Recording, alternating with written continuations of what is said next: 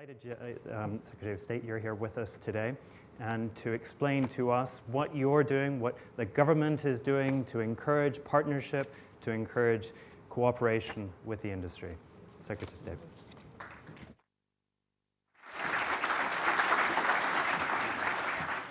And good afternoon, and thank you for the opportunity to come along and talk to you today, because tourism and hospitality, as all of you know, plays a vital role in delivering economic growth for the country. And whilst these are really challenging times that we're still in, even in these challenging times, tourism and hospitality is continuing to deliver for UK PLC. And I thank all of you for the work that you do in making sure that that is the case.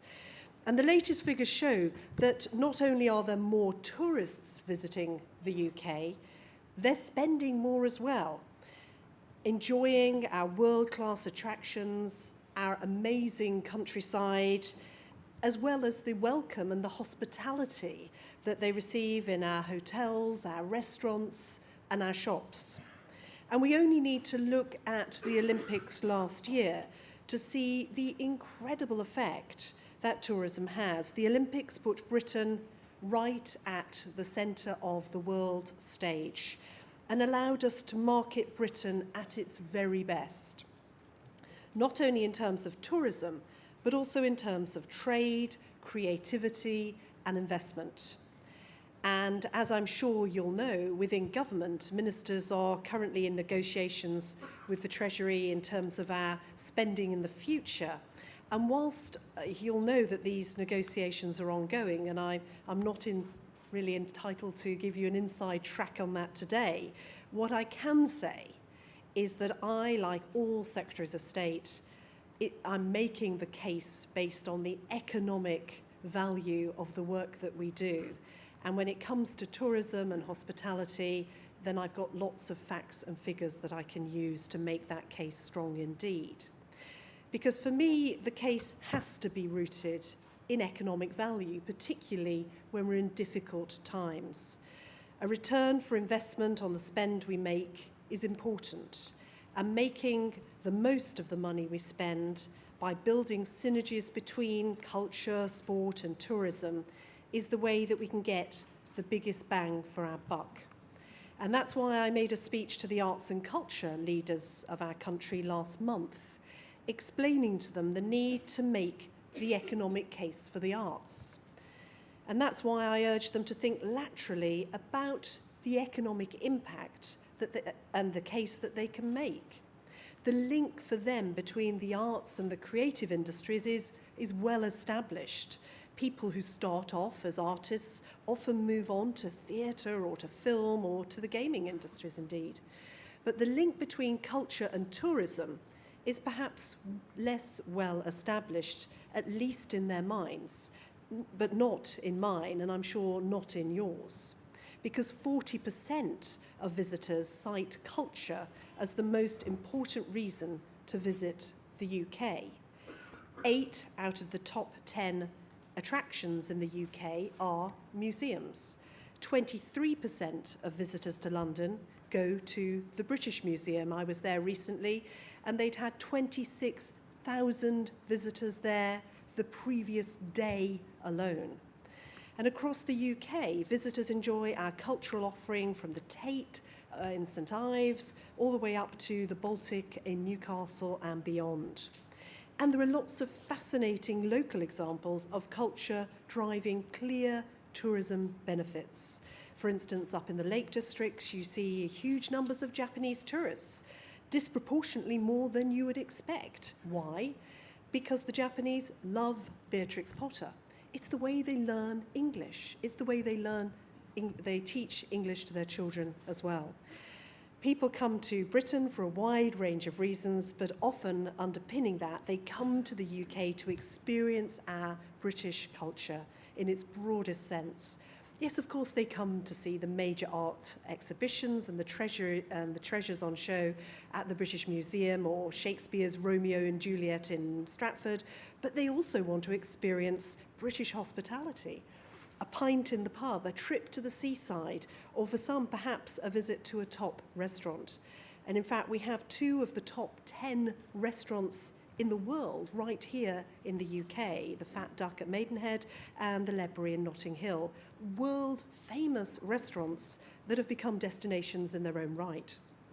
Last year was a momentous year for the UK, but after the triumph of the Diamond Jubilee and our Olympics and Paralympics, how do we continue to grow that tourism industry, grow that hospitality that we're now becoming rightly recognised for, and continue to see that into the future? I think the Games showed our global audience what a great place this country is to live, to work and to visit. And it's had an impact, and we've also already reached the top of the world's soft power rankings. Our international ranking for overall national brand improved, and what's more, Britain has also been listed as among the top 10 countries for warmth of its welcome. We've known that all along. Now it's getting that international recognition. And it was with the unique opportunity of 2012 in mind that we launched the GREAT campaign last year. Heritage is great, creativity is great, innovation is great. These are all themes we're using to market Britain abroad. Precisely because of that, we believe we are a great nation, a great country to live in, to work in, and to visit.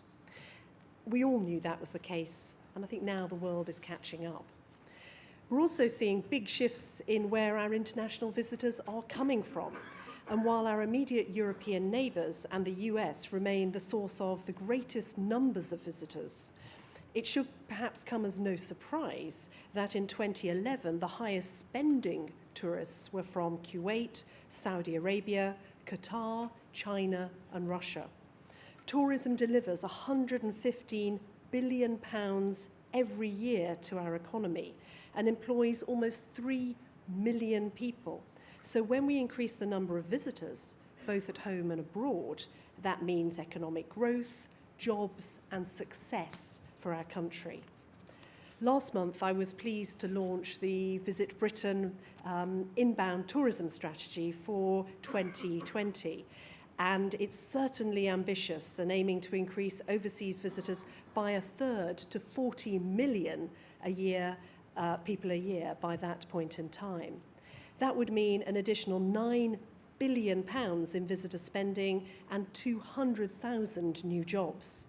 And I understand this afternoon you'll be hearing more about apprenticeships from one of my colleagues. And while I don't want to preempt that discussion, I'm delighted to see such a positive commitment from the industry as we grow our capacity to meet that growth in demand.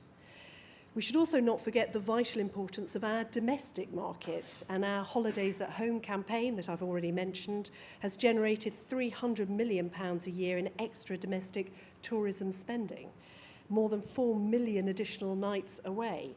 Over a 3-year period, Holidays at Home is expected to deliver more than 12,000 new jobs and £500 million in extra spending, real investment with real economic return.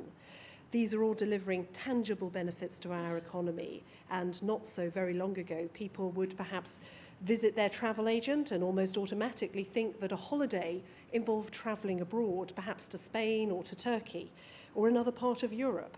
The word holiday had almost become synonymous with the word abroad.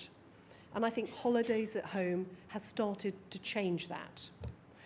So we've got much to be proud of, and I think the industry is achieving fantastic things. And I'd like to again thank all of you in this room that are working so hard to make that the case, for all the work that you do in keeping Britain's destinations as attractive and as compelling and as relevant as they have ever been.